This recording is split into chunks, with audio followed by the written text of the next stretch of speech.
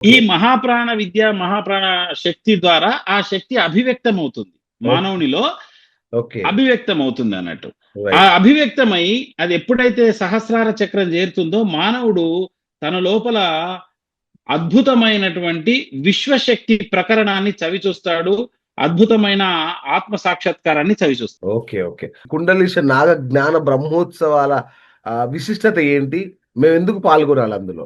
19 ఓహ్! ఉగాది నుంచండి. అచ్చా! ఉగాది నుంచి ఇప్పుడు ఈ కుండలీశనాగా ఏదైతే జ్ఞాన బ్రహ్మోత్సవాలు. బ్రహ్మజ్ఞానోత్సవాలు ఏదైతే చెప్తున్నామో, జీ. అది ఎందుకు అప్పుడే పెట్టాల్సొచ్చిందంటే, కుండలిని శక్తి యొక్క జాగృతి అయిన రూపమే కుండలీశ నాగ. అంటే జాగృతి చెందినటువంటి ఒక అవేకనింగ్ స్టాచ్యూ. ఓకే. అటువంటి దివ్యమైన మూర్తి ఆది పరాశక్తి యొక్క మేల్కొన్నటువంటి చిహ్నం. ఓకే. మన లోపల ఉన్న ఈడా పింగళ సుషుమ్న నాడుల యొక్క తత్వానికి సూచికగా ఆ యొక్క మూర్తి ఉంది. ఓకే. అయితే చైత్ర నవరాత్రులు అంటారండి. ఉగాది నాడు, ఉగాది నుంచి రామనవమి వరకు జరిగే నవరాత్రులను చైత్ర నవరాత్రులు, వసంత నవరాత్రులు అంటారు. ఈ ఓకే. వసంత నవరాత్రులు, చైత్ర నవరాత్రులు నార్త్ లో ఎక్కువ చేస్తారు. అచ్చా! ఆది పరాశక్తి యొక్క లలితా పరమేశ్వరి నవరాత్రులే ఈ యొక్క చైత్ర నవరాత్రులు. ఈ చైత్ర నవరాత్రులలో ఈ కుండలీశ నాగ అంటే ఆది పరాశక్తి యొక్క మేల్కొన్న స్వరూపము కాబట్టి మేము ఆ 9 రోజుల పాటు ఈ కుండలీశ నాగ బ్రహ్మోత్సవాలు, బ్రహ్మ జ్ఞానోత్సవాలు అంటే బ్రహ్మోత్సవాలు అంటారు. మేము బ్రహ్మ జ్ఞానోత్సవాలని ఎందుకు అంటున్నాం అంటే ఆత్మ జ్ఞానం పంచే మేము విద్య నేర్పుతాం కాబట్టి మేము ఓకే. బ్రహ్మ జ్ఞానోత్సవాలని పిలవడం జరిగింది. బాగా. అందులో పాల్గొనడము అనేది అందులో పార్టిసిపేట్ అయినా గానీ, ఆ కుండలీశ నాగ దీక్షను ఆచరించినా గానీ చాలా అద్భుతమైనటువంటి మనలో నిద్రాణమై ఉన్న కుండలిని శక్తి మేల్కొనడానికి ఆ రోజులలో బ్రహ్మాండంగా ఆ శక్తి పరవళ్ళు తొక్కుతుంది అని మనకు శాస్త్రాలు చెప్తున్నాయి కాబట్టి ఇది ఆ ఇరు రాష్ట్రాలలో ఎవరు చెయ్యరు ఇటువంటి అవునండి. ఇంతవరకు ఇటువంటి నేను వినలేదు ఉగాది నుంచి నిజంగా. చేసే ఈ అవును. రాత్రులు, అవును. ఈ చైత్ర నవరాత్రులు మేము ప్రత్యేకంగా కుండలీశ నాగ బ్రహ్మ జ్ఞానోత్సవాల సందర్భంగా ఇది చేస్తున్నాం. సాధకులకు ధ్యానము, ఈ కుండలిని విద్యను, అలాగే మహాప్రాణ విద్యను ఇవన్నీ నేర్పుతూ ఇక్కడ వచ్చిన వాళ్ళకు ప్రత్యేకంగా అది శిక్షణ ఇస్తున్నాం అన్నట్టు. ఓకే. ఇంకొకటి గురుగారు ఈ యాగంలో పాల్గొనడానికి అంటే జాతకం గాని, నక్షత్రం గాని చూడాల్సిన అవసరం లేదు అని మీరు చెప్తున్నారు. సో, అవును. ఇది నిజంగా అంటే ఒక రకంగా విప్లవాత్మకమే. ఈ మాట నేను ఇంతవరకు ఎప్పుడు అవును. వినలేదు. ఎట్లా గురుగారు? అవును. అంటే ఏంటంటే అండి, ఇప్పుడు మన జన్మ జాతకం బట్టి, నక్షత్రాన్ని బట్టి గ్రహ ఫలాలుంటాయి. అవన్నీ మీకు తెలిసే. అవును. అయితే నేనేమంటా అంటే, ప్రతి మనిషి లోపల ఉన్నది ఏమిటి అంటే, ఈ యొక్క శక్తి సర్పాకృతిలో ఉంది. ఓకే. ఈ శక్తి అభివ్యక్తం కావడానికి ఏంటంటే అండి, వాళ్ళకు ఈ షట్చక్రాలలో మన లోపల ఉన్నటువంటి మూలాధార, స్వాదిష్టాన, మణిపూరక, అనాహత, విశుద్ధ, ఆజ్ఞ, సహస్రార అనే షట్చక్రాలు మన లోపల ఉన్నాయి. అవును. అది స్పైన్ లోపల సూక్ష్మ శరీరములో సుషుమ్నా నాడి యొక్క మధ్యలో అవన్నీ ఉంటాయన్నట్టు. ఒక అలైన్‌మెంట్‌లో ఉంటాయి కరెక్ట్‌గా. ఓకే. ఓకే. అవిటి యొక్క దోషాల వలన ఈ సర్ప గమనం అనేది కుండలిని గమనం సరిగా గాకపోవడం వల్ల ఈ దోషాలు అనబడతాయన్నట్టు. ఓకే. ప్రతి మనిషి లోపల ఉన్నది కాబట్టి ఈ విద్య నేర్చుకుంటే ఈ దోషాలనేటివి తొలగిపోతే ఆటోమేటిక్ ఆ బ్లాకేజెస్ తొలగిపోతాయండి. ఆ ఓకే. బ్లాకేజెస్ తొలగిపోవడం వలన సక్సెస్ రేట్ అనేది వాళ్ళకి ఆటోమేటిక్‌గా వస్తది. ఎందుకంటే ఎనర్జీ టోటల్ ఈ విశ్వమంతా ఎనర్జీతోనే ఉంది కాబట్టి, ఓకే. మనలో ఉన్న ఎనర్జీ అనేది సరిగా ప్రాణశక్తి సరిగా లేకపోవడం వల్ల ఈ దోషాలు ఏర్పడుతున్నాయి కాబట్టి, ఈ గ్రహ దోషాలన్నిటికీ కారణము ఈ యొక్క కుండలిని సరిగా వారి లోపల ఉద్దీపన అవ్వకపోవడమే ఈ షట్‌చక్ర లోపాలే కాబట్టి, ఓకే. వాటిని సరిజేసుకుంటే ఆటోమేటిక్ గ్రహస్థితి మారిపోతది. ఓహ్! సూపర్. సూపర్.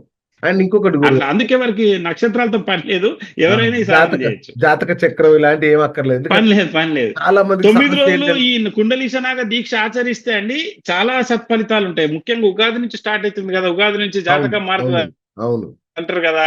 ఈ ఉగాది అచ్చచ్చ! 9 రోజులు చేస్తే వాళ్ళు ఇయర్ మొత్తం ఎలా డిజైన్ చేసుకుంటారో ఈ 9 రోజులలో అలా జరుగుతుంది. అలాంటి సంకల్పాలు కూడా మేము నేర్పుతాం అన్నట్టు. సూపర్. ఎందుకంటే చాలా మందికి డేట్ ఆఫ్ బర్త్ ఉండదు. టైమ్ ఆఫ్ బర్త్ ఉండదు. తెలియదు గూడా చాలా వరకు. సో, ఇది అవునండి. ఒక రకంగా చాలా మందికి ఊరట మీరు చెప్పిన విషయము. ఆహ్, అవును. సంతోషం గురువు. అట్లాగే ఇప్పుడు నిర్మల్‌లోని మన రాజశ్యామల పీఠంలో 6.9 అడుగుల మహానాగ విగ్రహం ఉంది గదా! ఏంటి దాని అవును. దానికున్న శక్తి ఏంటి గురుగారు?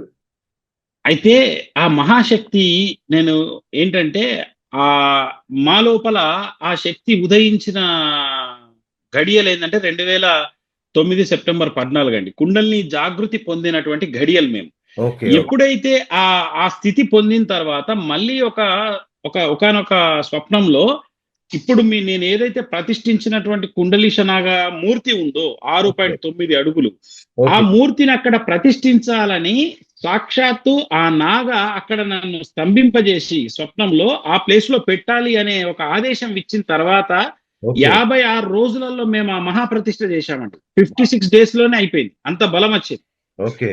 అంటే ఇక్కడ ఆ శక్తికి ఏదో లోకానికి ఏదో చేసేది ఉంది కాబట్టి మమ్మల్ని ఇదమిద్దంగా చేసుకొని, ఎట్లయితే అర్జునుడిని ఇదమిద్దంగా చేసుకొని శ్రీకృష్ణ పరమాత్ముడు గీతను లోకానికి అందించారో, కరెక్ట్. కరెక్ట్. మమ్మల్ని ఇదమిద్దంగా చేసుకొని ఆ కుండలీశ నాగా ఆ లోకానికి కుండలిని విద్యను గాని సమస్త నాగదోషాలను సర్పదోషాలను తొలగించే ఒక మార్గాన్ని ఈ లోకానికి చేయడానికి భగవంతుడికి కూడా ఆ నాగ మహాశక్తికి కూడా ఉంటుంది కాబట్టి ఈ ప్రాంగణంలో వారనుకోని ఆ మహాశక్తి అనుకోని కొలువై ఉందండి. ఇది ఒక అద్భుతమైన అనుభవం అండి.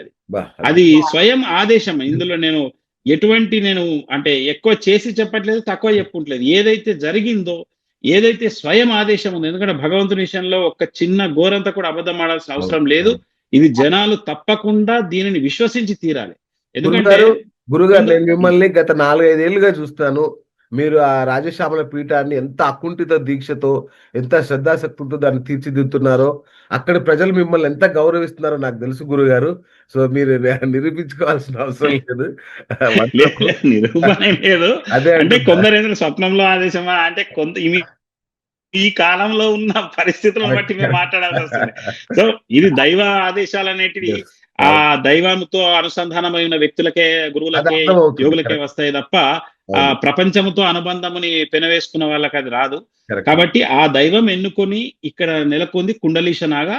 అందులో ప్రత్యేకత ఏమిటి మీరు ఇందాక అడిగితే, మన లోపల రాహు కేతు అనే జంట నాగతత్వం అనేది ఏదైతే మనం చాలా దగ్గర ప్రతిష్ఠ ఉంటుందో ఆ జంట నాగతత్వము షట్చక్రాల వలయములో ఉండి మధ్యలో సుషుమ్నా నాడి అంటే సుబ్రహ్మణ్య వేల్దండం కలిగి ఉండి, సుబ్రహ్మణ్య వేల్దండం పైన శివ సాక్షాత్కార చిహ్నంగా శివలింగం ఉండి, అవన్నిటికీ ఒక మహా నాగ పడిగా మనకు విప్పినట్టు ఒక అవేకనింగ్ అయిన స్టేట్ కు చిహ్నంగా మనం ఏదైతే మేము దర్శించామో, మాకు ఏ రకంగా అయితే దర్శనం ఇచ్చిందో ఆ దర్శనాన్నే అక్కడ మేము స్కెచ్ చేసి, అంటే నేను డ్రాయింగ్ వేసి దాన్ని మళ్ళీ ఐడిల్ను ప్రత్యేకంగా రూపొందించిన తర్వాత ఆ ప్రతిష్ఠ చేయడం జరిగింది.